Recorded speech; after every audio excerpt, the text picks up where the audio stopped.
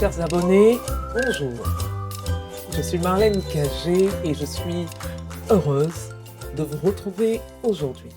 Nous avons reçu de nombreux messages de votre part, de nombreux coups de fil, ce qui était signe effectivement de votre fidélité, de votre attachement, de votre attention envers votre chaîne. Et nous vous remercions infiniment. Vous savez, vous nous avez aussi manqué. Alors, quoi de plus normal d'accueillir une dame exceptionnelle? Vous la connaissez peut-être, sûrement, mais de toutes les façons, vous en apprendrez davantage sur elle au cours de cette émission Une femme, une histoire. Je vous le disais, nous sommes de retour sur notre plateau et nous avons une invitée de marque, Aimée Kazadi, une dame multidimensionnelle. Je vous dis multidimensionnelle avec un parcours atypique. Son histoire nous a inspirés et je suis certaine que son histoire vous inspirera et nous attendons de voir, de l'entendre, de l'écouter. Bonjour Aimée. Bonjour Marlène. Ok. Nous avons hâte, comme on dit ici, de vous entendre. Cette dame, elle est psychothérapeute. Elle est entrepreneur. Elle est pasteur, leader, maman, donc mère et épouse. Ben, j'en passe. Je suis sûre qu'il y en a d'autres.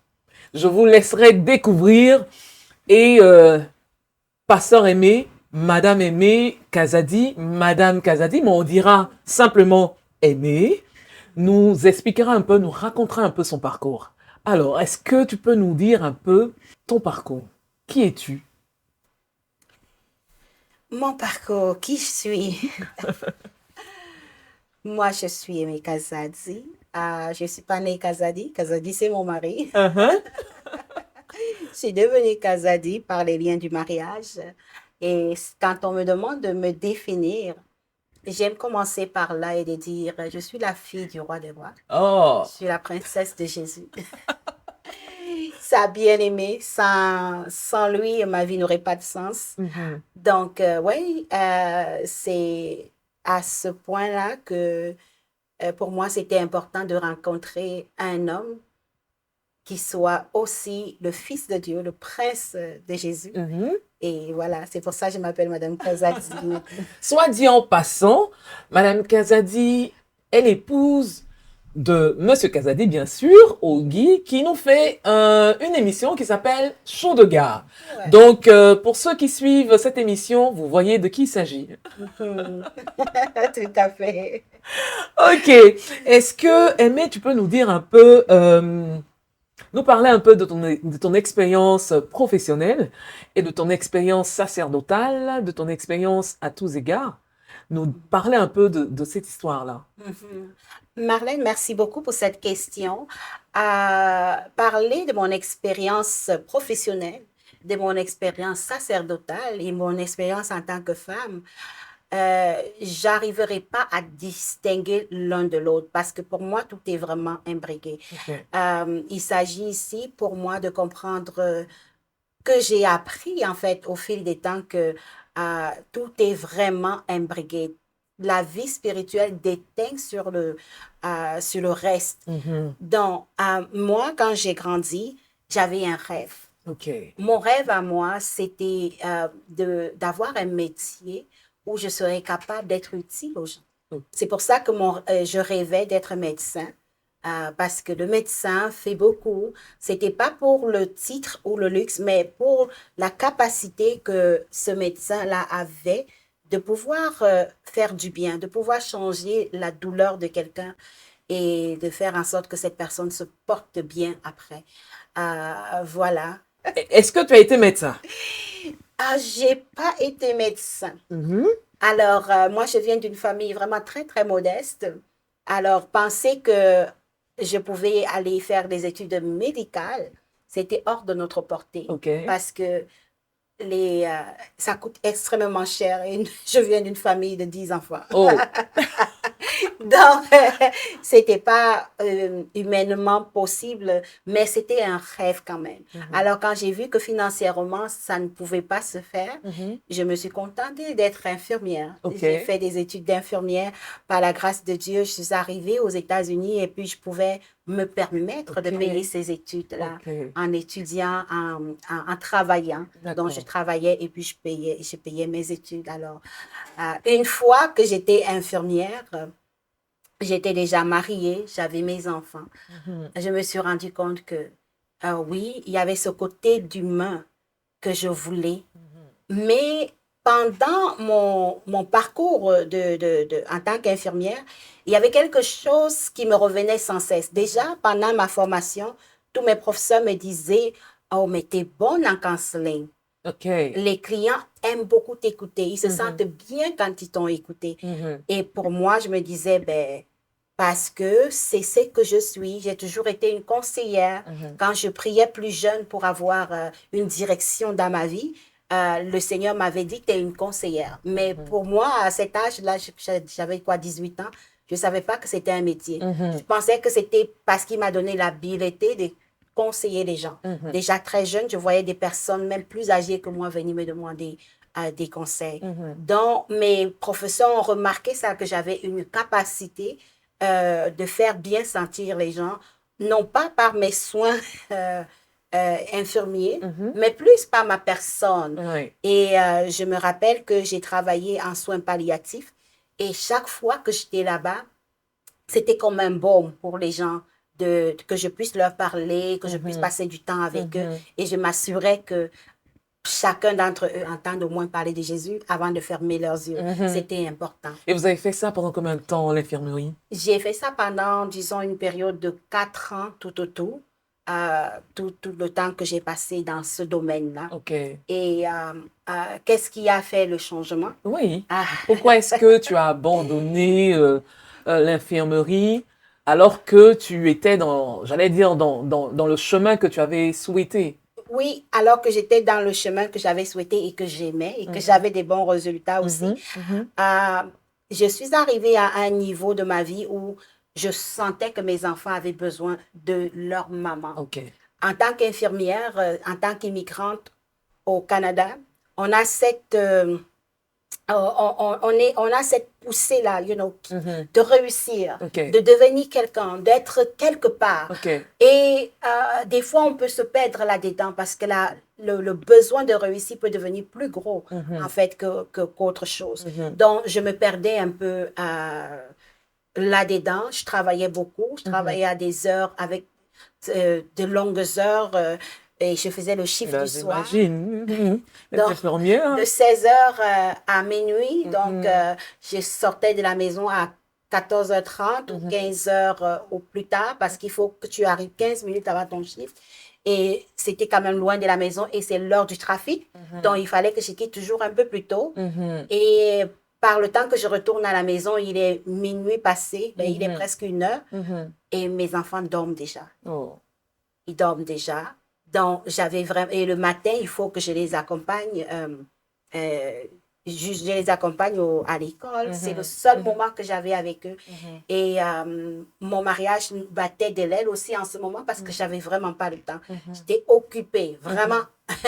Le style, la vie européenne, la vie canadienne, américaine et tout cela, toujours occupée. Et puis, tu passes à côté des priorités. Et un jour, le Seigneur m'a dit, même ma relation avec Dieu en prenait un coup parce que j'avais moins de temps pour passer le temps de qualité dans la prière et mes responsabilités à l'église. Donc, c'était difficile. Et je priais pour savoir, Seigneur, qu'est-ce que je fais? Aide-moi ici. Et le Seigneur m'a dit, je veux que tu laisses ton travail. Ça. Ça. C'était difficile pour une fille bamileke de laisser son travail. Ouais, et pour qu'on explique à nos auditeurs, les Bamileke, ils sont très travailleurs. C'est ça. Et pour très moi, il n'était pas question de laisser tomber mon travail. C'est mon signe de réussite. C'est ça qui fait ma fierté. En fait, je me suis rendu compte que après avoir réfléchi, que c'était une idole pour moi. Et que en fait, je m'accrochais sur ça pour combler mes besoins. L'Éternel est mon berger, je ne manquerai de rien. C'était un verset qui a accompagné toute mon enfance et toute ma vie, mais qui ne prenait pas sa signification en ce moment-là parce que je n'étais pas capable d'attendre de lui, de vraiment me reposer sur lui. Je trouve que je me reposais sur mon travail, sur mes capacités. C'était mon habit. Et quand je me suis rendu compte de ça, je me suis repentie. J'ai dit, ben, ce travail est une idole parce que ça m'a enlevé plus de choses que ça ne m'a amené. Si le Seigneur me demande d'enlever ça, je vais commencer par l'enlever parce que c'était mon identité. Exactement. C'était mon identité, je vais l'enlever et puis je vais reprendre l'identité d'enfant de Dieu. Et c'était pas une décision facile à prendre, mais pour le bien que ça fait, quand j'ai pris cette décision, j'ai eu la paix. Ensuite, je me tourne vers le Seigneur, j'ai dit, ben, what next? On fait quoi après? Et le Seigneur me dit, je veux que tu lises le Proverbe 31. Alors là, on était rendu en 2012. J'ai pris le Proverbe, pardon, 31. Et pendant toute une année, je vous assure, c'est la seule chose que je pouvais lire. J'allais en avant, je reviens, c'est la même chose. Je sens que le Saint-Esprit me demande de rester là-dessus. J'ai commencé à faire des études, j'ai commencé à l'étirer, tellement qu'elle rentrait en moi et que je commençais à en parler autour de moi. Et pendant que j'en parlais et que je recherchais la volonté de Dieu dans ce texte, le Seigneur m'a dit, je veux t'apprendre à être une femme. Je veux t'apprendre qui tu es. Je veux te révéler qui tu es. Et pourquoi je t'ai créée femme. Ah, wow! Et puis, je veux que tu dépendes de moi. Je m'occuperai de toi. Je serai ton pourvoyeur. Alors, en prenant donc du temps pour regarder de très près ce Proverbe 31, j'ai découvert des choses qui ont révolutionné ma vie. J'ai découvert comment être une maman. J'ai découvert comment être une épouse. J'ai découvert comment être une amie. J'ai découvert même comment entreprendre les business et sous la conduite du Saint-Esprit. J'ai découvert tellement de choses que c'était du recette, donc une remise à niveau, en fait, de toute ma vie. Et je peux vous dire que cette année, c'est l'année la plus marquante, la plus excellente de ma vie. Et pendant ce temps, j'ai commencé une entreprise à la maison de façon spontanée, naturelle. J'ai ouvert une garderie en milieu familial. En milieu familial. Et je l'ai appelé les amis d'Élie parce que mon fils Élie avait à peine 1 an à ce moment-là. Et ça me déchirait le cœur d'avoir à l'amener ailleurs et de ne pas pouvoir être là pour lui. Alors, des mamans qui étaient autour de moi me disaient, mais on peut t'amener nos enfants parce que de toute façon, tu aimes toujours recevoir des enfants à la maison. Et tout d'un coup, du jour au lendemain, je me retrouve avec une garderie. Improvisée, là? Avant de devenir officielle, c'est ça? Avant qu'elle ne devienne officielle. Je me suis retrouvée avec 6 enfants. J'aurais pu en prendre plus. On en a même pris plus quand je me suis associée avec une sœur qui est venue à la maison et qui... avec elle, on en a pris 8 parce qu'on est 9, pardon. On avait le droit jusqu'à 9. Waouh! Je me serais jamais imaginée dans une telle entreprise. Mais me voilà en train de faire une entreprise familiale qui me permettait d'avoir un peu plus même d'argent que ce que je faisais en tant qu'infirmière. Mais cette fois-ci, je suis chez moi. Je vois mes enfants. Je m'occupe d'eux. Je m'occupe de ma maison. J'ai du temps pour mon mari. J'ai du temps pour l'église. J'ai du temps pour être disponible pour ce que Dieu veut me donner. Parce que ça, avant, je ne l'avais pas. Donc, c'est en ce moment-là que je commence à réfléchir un petit peu et de me demander, ah, waouh, qu'est-ce que tu veux, Seigneur? Où est-ce que tu es en train de me conduire? Mais les brebis ne demandent jamais, où est-ce que tu me conduis, Seigneur? Les brebis se contentent de suivre leur berger. C'est ça. Alors là, j'ai dit, plus de questions, je vais suivre. Où tu me diriges, Seigneur, j'irai avec toi. Parce que je sais que tu me conduis dans des verts pâturages. Je n'ai pas besoin de craindre. Alors, je me suis laissée aller. je me suis laissée aller et j'avais cette passion-là de Proverbe 31. J'en parlais et les femmes ont commencé à venir vers moi et me demander, mais peux-tu nous en parler un peu plus? Là, j'ai créé un temps de rencontre, des ateliers que je faisais une fois par mois chez moi, dans mon sous-sol. Et les femmes venaient, on partageait, on lisait le proverbe, je leur partageais mes expériences. Et ça m'a fait comprendre qu'il y avait quelque chose qui se passait, une transformation.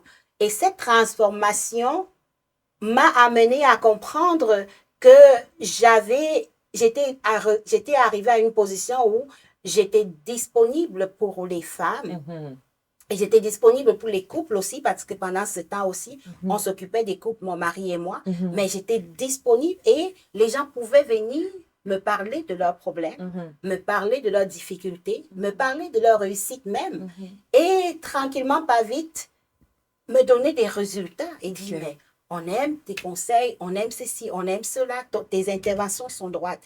Alors, après 5 ans de garderie, j'ai ressenti dans mon cœur que mon temps avec la garderie était terminé.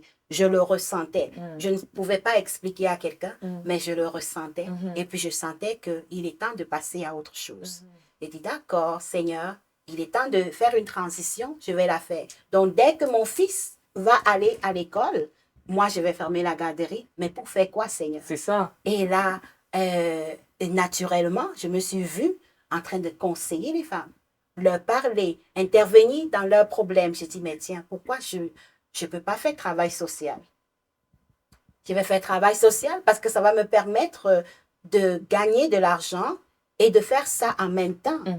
Et de faire ça parce que pour moi, ça relie exactement mon appel avec qui je suis. Donc, je vais faire ça. Voilà, je m'inscris en travail social. Ah, ça, une chose que je constate, c'est que tu as puisé ta force et puis ta détermination dans la parole de Dieu. Oui.